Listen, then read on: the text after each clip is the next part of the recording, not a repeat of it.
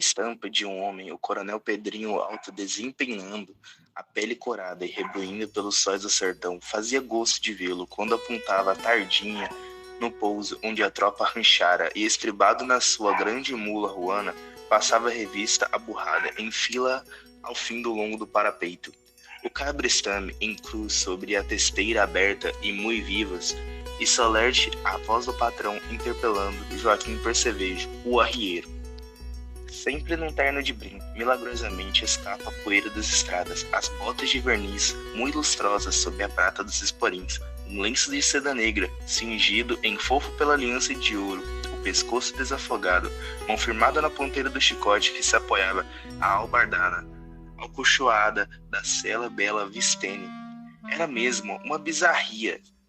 Quando seu perfil moreno atravessava o largo das fazendas, da onde o pessoal se postava das janelas e currais, observando pouco antes a passagem da tropa, ou rompia a adega a mula pela praça do povoado, a descarga do último lote na rancharia dos tropeiros.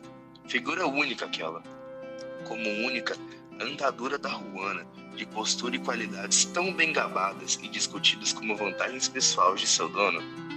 Também já ia o moço tropeiro, beirandeando pelos 34, e desde rapazote batia as estradas comerciais do velho Goiás, a princípio sob as ordens de seu defunto padrasto, o coronel Gominhos, de quem herdara a tropa e o título, depois por próprio gosto fugindo à vida marasmática e arrepengada do vilório natal, com todas as suas intrigalhadas e ódios inevitáveis de facção política. De Perenópolis a Araguaia, em Minas, de passagem por Corumbá, Antas, Bela Vista e mais vilarejos do interior, transportando do sertão dos Pirineus couros e fumo, trazendo das praças minerais, das variadas manufaturas. Ninguém como ele, mais estimado e procurado para um ajuste de frete, dada a segurança da sua tropa, a mais garbosa e luzidia daquelas alturas, e o zelo sempre alerta que punha no resguardo da carga, quer fossem caixotes com distinto cuidado, indicando o conteúdo perigoso da dinamite, quer que fosse letreiro encarnando o frágil, sobre a tampa de pinho dos aparelhos delicados de louçaria de vidro. E quando em mãos dos destinatários não havia reclamações por via de uma peça partida ou fazenda desbotada pela chuva na caminhada dificultosa, o seu prestígio corria parelha com a fama, honradez e sobranceia de caráter em que era tipo naquelas funduras. Já Joaquim Percevejo, o arrieiro, era tipo um bem diverso do patrão, com uma longa faca de arrasto sustida ao correão de cinta pela espera de sola grossa, a barbaça grisalhona espalhada em leque sobre as cordoveias do papo turgido e um rubro de peru-roda, afunilada e acabando em bico na boca do estômago, as pernas muito curtinhas e um arco pelo hábito de montaria. Era um homem cuja eterna suicidez impunha sempre um respeito desconfiado aos camaradas, e muito embora lhe viesse sentido de dia a dia, morria interpelente de seu gênio testudo, e ateimado de ideias em contrastes à franca jovialidade do patrão. Não ousavam, contudo, murmurar nos ralhos do alheiro quando via as suas ordens mal cumpridas ou relaxadas pela sua labuta cotidiana.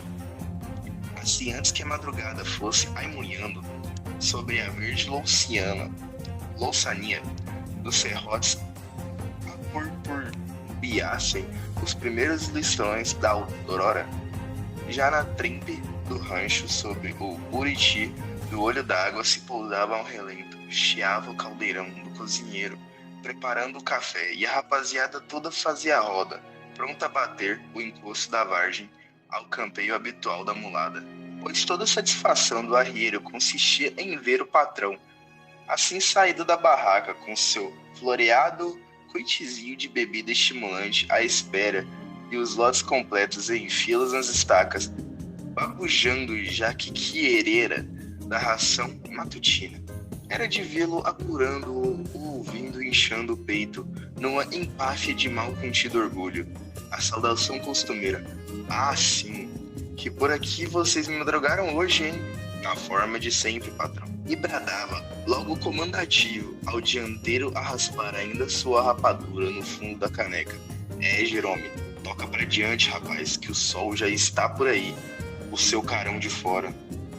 O outro não se fazia de rogado, descia do primeiro fardo da pilha, dava-lhe o boleio de uso, metia os dedos, as alças, levantava à altura da cabeça e sobre um peso de 5 ou 6 arrobas de sola, estalava a mão ao fundo na regra de costume. Descia suavemente ao ombro e upa-upa aimunhando um passinho de mulo. Carregando quem tivera a sua medida, vinha encostá-lo à capota do cargueiro, onde um camarada dava e ademão, enfiando as alças do cabeçote e escorar a gangalha. Enquanto ele corria para pegar outro fardo, restabelecendo do lado oposto o equilíbrio, vinham os dobros, desfazendo as desmazias e passando o ligal arrochado e preso do cambito da carga sobre o dianteiro. Estava o cabresto, enfio a argola da cabeceira e dando um muxoxo ao ouvido da madrinha, espalmava prestes à saída do trilho. Apanhava o balanço rítmico da marcha e lá ia afartando as estradas afora, na matinada brilhante dos guizos e sinceros. Enquanto isso, segundo o burro, aprestado e solto, aquela toada costumeira que se alongava e ia se distanciando ao lado do córrego, saía logo mais rápido e impaciente, pronto para morder o primeiro na retranca, mal dando conta de tanto peso morto de 10 arrobas e mais que trazia sobre o seu lombo. E após esse, um em um, iam saindo, um descendente desaparecido no cotovelo da atalho. E quando o último sumia, além do gorgulho da rampa, já é o segundo lote. Acargalhado e alerta nas estacas, recebia os surrões nos primeiros apressos à partida. Do outro lado, Joaquim Percevejo assistia diariamente a saída das tropas. Era um garbo de ver como as cores dos lotes se cediam por escalão.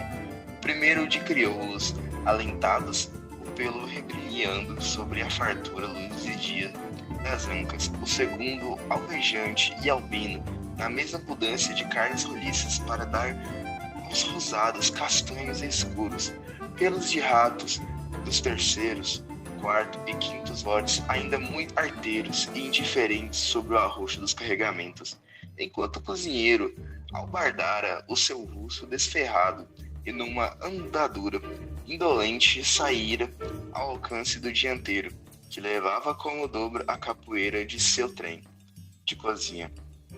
E quando era a vez de um pulateiro, ainda aos machos queimados de seu lote, o refugo da tropada fariam inveja e muita fieira de tropa que brinquitava naquelas estradas. O arrieiro ajeitava a chilena ao pé esquerdo, aparelhava a ruana do patrão presa à cancela do rancho e ia apertar a cilha à sua mula mascarada, que naquela manhã de animal velho e sabido inchava a barriga e enceraçava-lhes os redemoinhos para menos sentir os efeitos do arroxo. Enquanto isso, na magnífica manhã, Joaquim Percevejo ficava vendo de longe os insetos, o sol aquentando, vibrando todo o sertão numa auréola gloriosa de luzes e multicores. Ao longe, os peões bracejavam e sacudiam a taça às chegadas da retranca dos lotes, os volteios do caminho, suas cabeças amarradas em um lenço de alcobaça, as pontas serapintadas voltadas para trás, passavam como asas de borboletas, adejando um voo indolente, rasteiras ao solo, uma azul, outra amarela, outra encarnada por verde pálido, indefinível da campina. Faiscavam às vezes o movimento involuntário do pescoço, os mestais às cabeçadas de prata subia a toada contínua dos guizos e cincerros. E, a perder de vista, a terra estuava e desdobrava, e se uniforme na mesma pujança de arruídas e de vida. Joaquim Percevejo ficava olhando, estribando sobre os louros, e vendo-se a sós, não podia que não soltasse o brado e entusiasmo que lhe transbordava do papo turgido de peru de roda. Eita tropa danada! É aquela que exclamativa era a expressão sentimental de toda uma existência subitamente revelada. Espicaçada por súbita esporada, a mula descia em 2 corcovos bruscos a rampa, crepitando, fazendo as árvores e cupins que deixava para trás em uma postura de monge ermitão. Uma canatonha obscena como um rabo erguido, pegado culateiro, já sua fisionomia readquiria a suicidez apática de costume. Vozeirão grosso, descansado, de quem sabe dar devido peso às palavras interpretativas. Isso, como vai seguindo isso por aqui? Passarinho tá danado de veaco hoje. Esse outro dia coçou nos paus que deitou a carga do atolado. Agora só que mesmo corta a volta no mato, tá danado. Chega e ataca, homem. Que isso é falta de carga no ombro. Amanhã bota ali em riba mais o dobro da dianteira e o rosário de ferraduras. Vamos ver se ainda treta depois pelo caminho. Dois tinham parado na beira do córrego, picando uma rodela de fumo.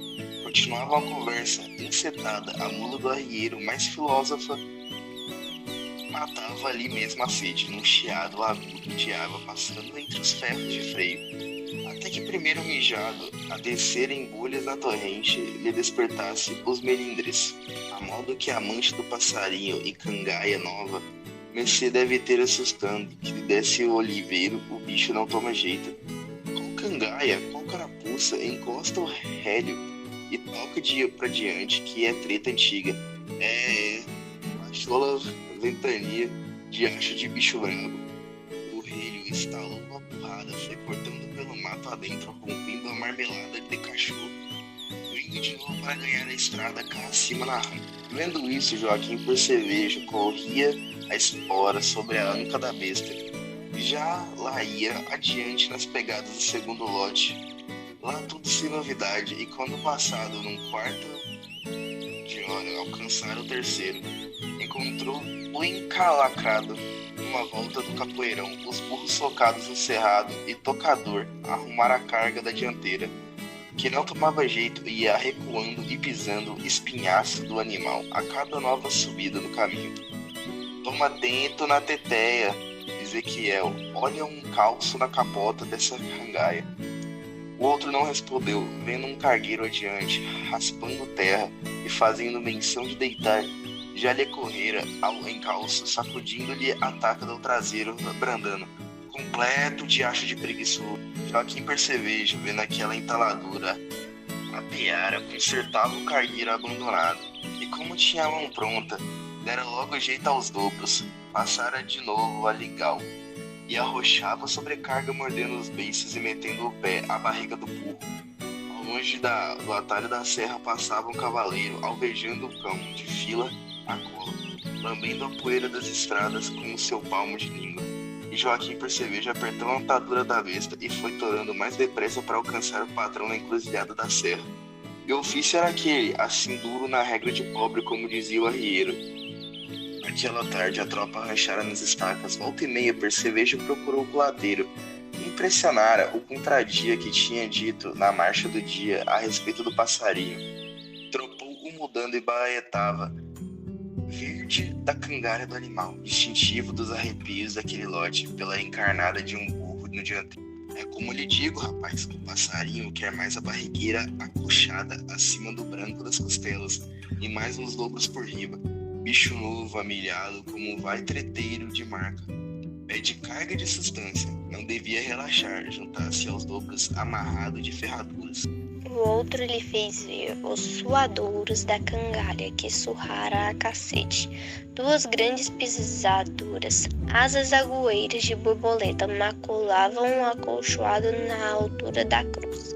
Nem isso demoveu, empirraçado já recusou-se mesmo a ir verificar nas estacas o lombo do animal e apalpar-lhe o sentido. Como se quem continuasse recalcitrante na destroca dos arreios, bufou regurgitado. Tu estás aí, ainda me cheiras a ovo, menino. Nunca fizera alguém tão intrometido no ofício, nem mesmo no tempo do defunto compadre Gominhos.